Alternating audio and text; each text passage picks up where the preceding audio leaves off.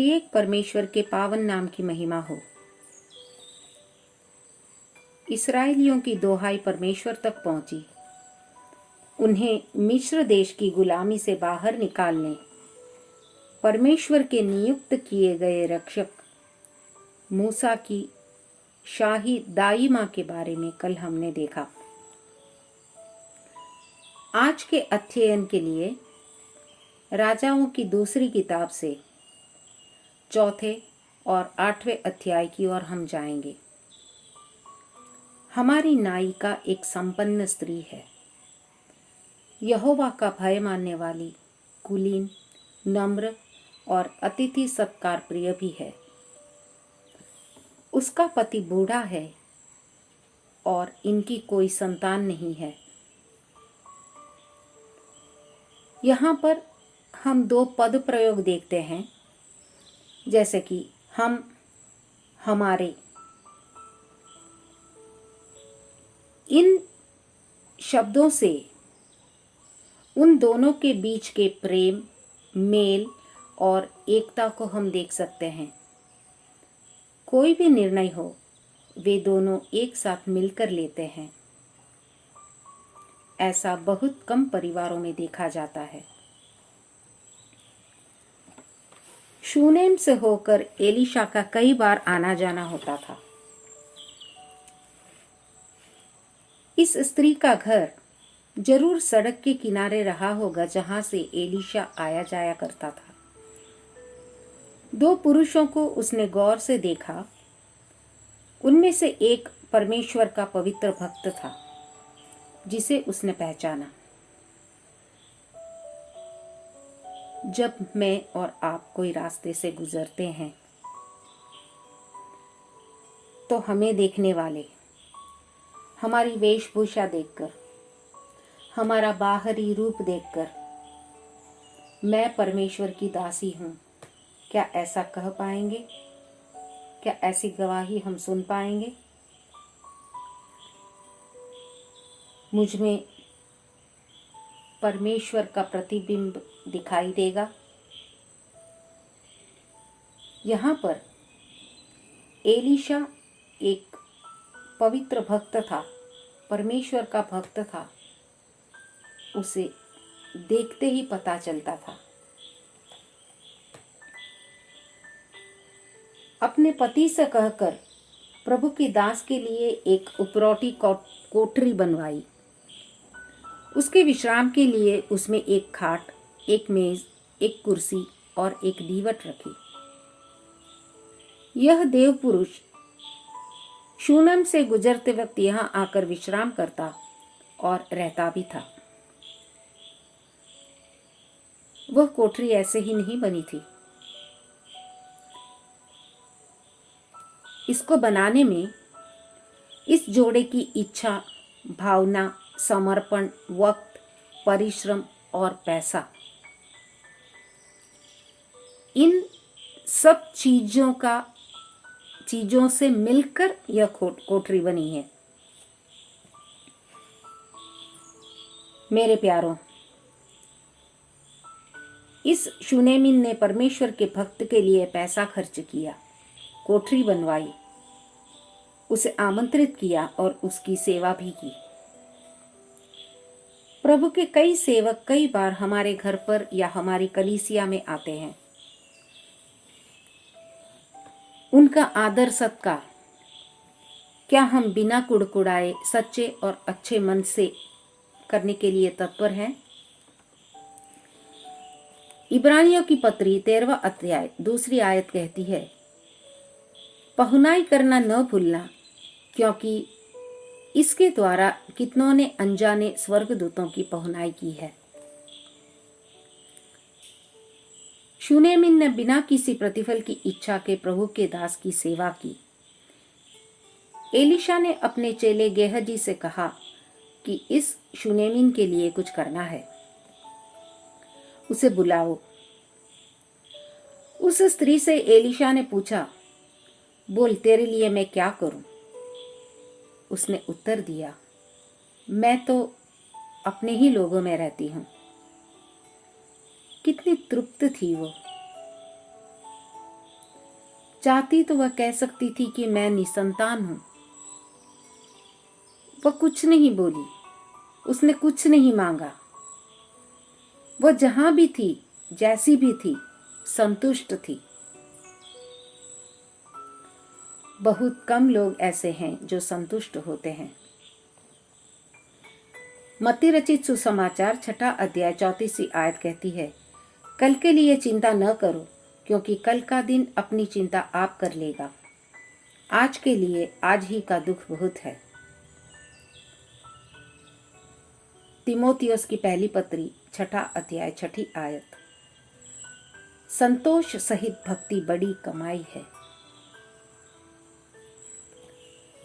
जो भक्ति संतोष से की जाती है, परमेश्वर भी उसी से खुश होता है। हम इस दुनिया में कुछ लेकर नहीं आए, न कुछ लेकर जा पाएंगे। यदि हमारे पास खाने और पहनने को हो तो इन्हीं पर संतोष करना चाहिए। जो धनी बनने का आग्रह रखता है वह और धनी बनने का प्रयास भी करता है, वह दिन ब दिन परमेश्वर में कंगाल होता जाता है। कई तरह के मोह उसे घेर लेते हैं और वो शैतान की जाल में फंसता जाता है। कई लोग विश्वास भी त्याग देते हैं। परमेश्वर की आत्मा हमें आह्वान दे रही है कि हमें संतुष्ट रहना चाहिए। एलीशा ने शुलेमीन से कहा, अगले साल इस समय तुझे एक बेटा होगा। और अगले साल उसका एक बेटा भी हुआ। वह जब बड़ा हुआ तब अपने पिता के साथ लवने वालों के निकट गया। वहां उसके सिर में ऐसा कुछ हुआ कि वह कुछ न बोल पाया और दोपहर तक तो वह मर गया। इस मां ने न तो भगदड़ की, न विलाप किया, न छाती पीटी, न सर पटका। बच्चे को उसने परमेश्वर के सेवक की खाट पर लिटा दिया। किवाड़ बंद करके पहाड़ पर एलीशा के पास जाकर उसके पैर पर गिर पड़ी। एलीशा ने उसके मन की व्याकुलता को पहचाना। उसने शूनेम आकर उपरोठी कोठरी में जहां बच्चा पड़ा था यहोवा से प्रार्थना की। तब लड़का 7 बार छींका और आंखें खोली। प्रियो, हमारे भी कई आत्मिक बच्चे हैं। जब वो विश्वास में भटक जाते हैं तब उनके लिए हमें प्रार्थना करनी है, न कि उस बात का प्रचार। पूर्ण समर्पण के साथ उस व्यक्ति को प्रभु की शरण में रखना है। प्रभु की चरण में उसे रखकर जब वह लौटकर आएगा तो वह नया जीवन पाएगा। यिर्मयाह की किताब 3 अध्याय उसकी 12वीं आयत कहती है, जब भटकने वाला लौट आता है तब परमेश्वर उस पर क्रोध की दृष्टि नहीं रखता, उस पर करुणा दिखाता है। इसलिए हमें भी ऐसे लोगों के साथ स्नेह और करुणा से ही बर्ताव करना है। शूनेम में अकाल पड़ने के कारण यह परिवार 7 साल पलिस्ती के देश में रहा। लौटने के बाद अपनी गर जमीन के बारे में राजा से कहा।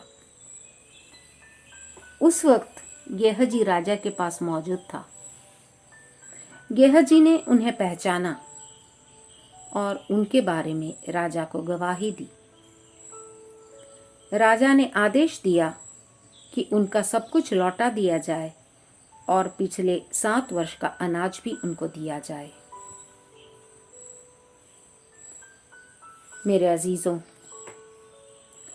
हमारा खोया हुआ सब कुछ परमेश्वर लौटा देगा, सब कुछ लौटाएगा। हमें सिर्फ नम्र बनना है, सच्चे हृदय से परमेश्वर को पुकारना है और उसके बताए मार्गों पर चलना है। हमारे व्यस्त जीवन में परमेश्वर का शब्द सुनने का वक्त निकालना है हमें। शूनेमिन ने एलीशा का रहने का इंतजाम किया, वो भी ऊपरी कोठरी में। इसका मतलब यह है कि परमेश्वर को हमें ऊंचा स्थान देना है। संकट के समय शूनेमिन ने धैर्य से, धीरज से काम लिया। वैसे ही हमें भी धीरज और धैर्य से काम लेना है, क्योंकि परमेश्वर हमारा गढ़ है और हमारी चट्टान भी है। इस वचनों द्वारा परमेश्वर में धैर्य से रहने के लिए हमें ढाढ़स दे, हमारी हिम्मत बंधी रहे। परमेश्वर हमारी सहायता करे। इस प्रार्थना के साथ आज का अध्ययन यहाँ पर पूरा करती हूँ। आप सबका दिन मंगलमय हो। प्रभु के पावन नाम की महिमा हो। आमीन।